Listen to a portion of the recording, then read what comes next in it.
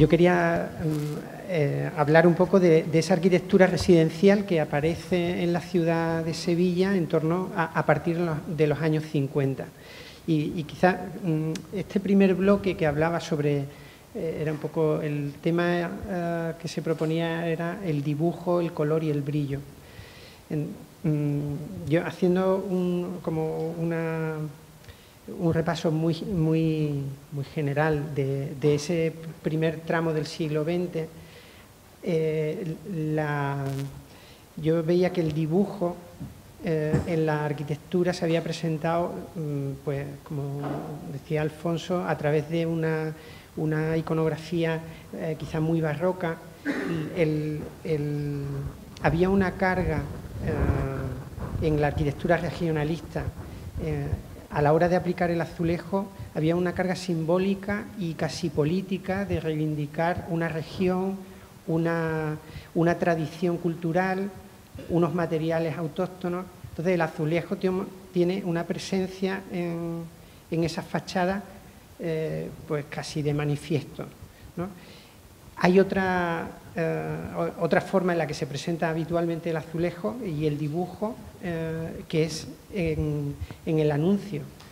Todos recordamos las calles, en la calle Sierpes, en la calle Tetuán, aparecen los anuncios de Deportes Z, del Studebaker, la fábrica de Saimaza. Cuando se pretendía hacer una cartelería que fuera durable en el tiempo, eficiente, pues se aplicaba el dibujo sobre el azulejo. ¿Y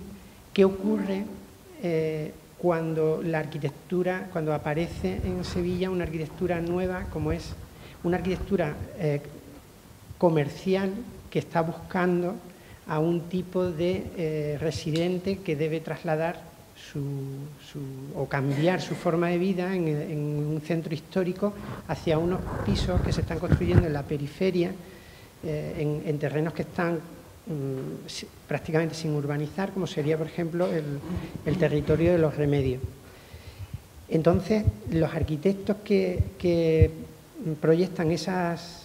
viviendas recurren de manera singular a la utilización de la cerámica. Entonces, yo me preguntaba por qué ocurre eso. Y pensaba que una explicación posible es pues que de alguna manera esa cerámica lo que estaba funcionando era como un objeto casi de marketing publicitario, en el sentido de que estaba llegando a la memoria, a afectar a la idea de habitar que tendrían esos futuros inquilinos. Entonces aparecen, curiosamente, esos primeros edificios que aparecen en la ciudad de esas nuevas tipos residenciales están decorados con cerámica que está fabricada en las fábricas de Triana, pero están diseñadas por arquitectos, a veces son foráneos, como Carlos Lara, es uno de los artistas que se incorpora para dibujar esos murales, o Santiago del Campo, que es un ceramista afincado aquí en Sevilla, a los que se les invita a participar para decorar los portales de ingreso de esas viviendas. Entonces, yo pensaba un poco que la razón de utilizar en ese tipo de viviendas la cerámica y no otros materiales que podrían haber sido, pues buscar a lo mejor una piedra, un granito, unos mármoles fantásticos y tal, se recurre precisamente a la cerámica por atraer la atención de esos nuevos usuarios, ¿no? y tocar un poquito la fibra sensible de alguna manera, es decir, esta es una arquitectura que está adaptada o está pensada para estar aquí en Sevilla, y por eso, bueno, pienso que era uno de los motivos por los que incorporan el azulejo. No sé, yo luego esa expresión figurativa del dibujo como tal, el mural, tiene una duración muy breve en el tiempo, son aproximadamente, en 5 o 6 años se agota,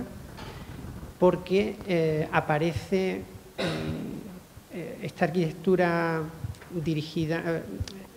o que busca un usuario nuevo, empieza a ser una arquitectura que utiliza un lenguaje más racionalista, quizás, un lenguaje más moderno, y pierde el dibujo, empieza a desaparecer como elemento partícipe de la cerámica, y lo que se busca es más las otras cualidades, el color y el brillo,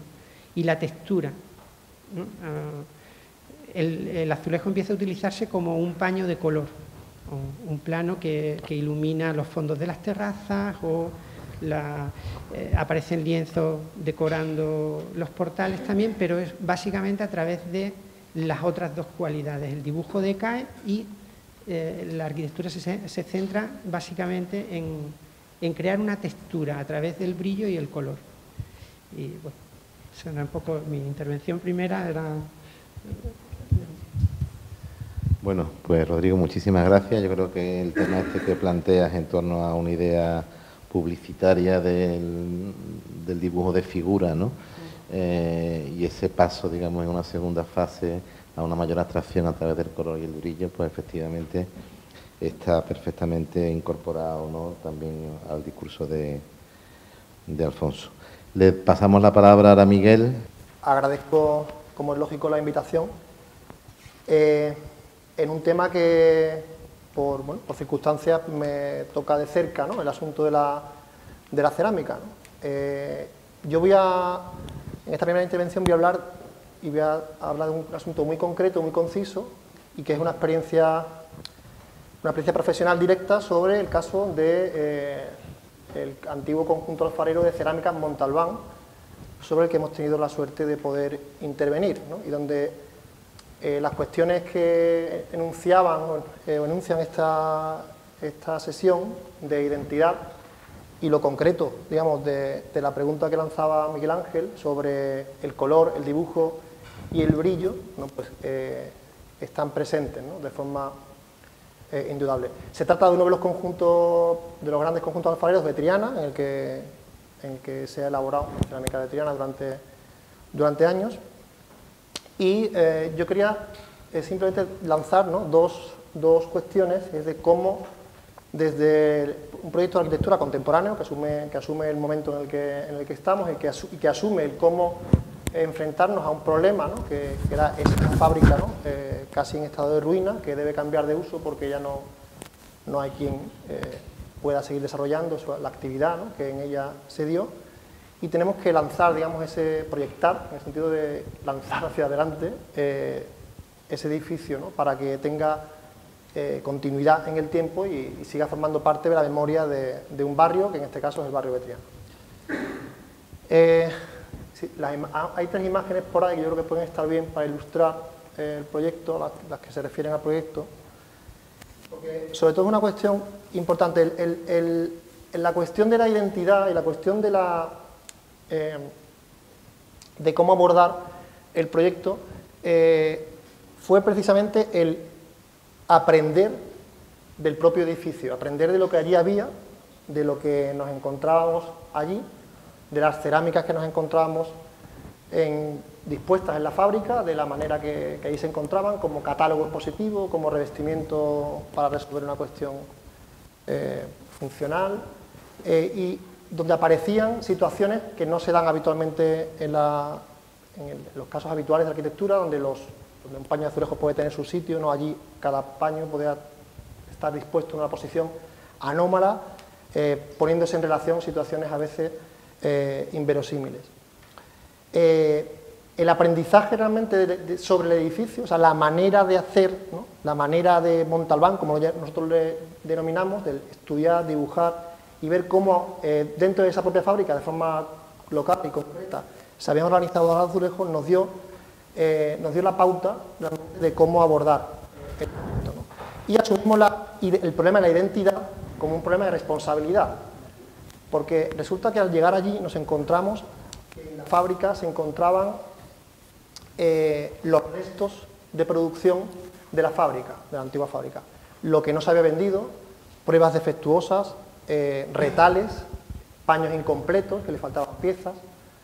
o que un cliente no había retirado. Todo eso nos lo encontramos allí en la fábrica, en cajas, otras veces esparcidos por el suelo, en estanterías, y esa cuestión entendíamos que era como una oportunidad a la que no podíamos renunciar, y nos pusimos como condición del proyecto contemporáneo, evidentemente, porque es donde estamos, de utilizar para la confección de toda la envolvente interior de los nuevos espacios del proyecto, utilizar la totalidad de esos restos de producción sin entrar a discutir si tenían mayor o menor calidad, sino realmente trabajar con esa materia de color y de brillo, a la que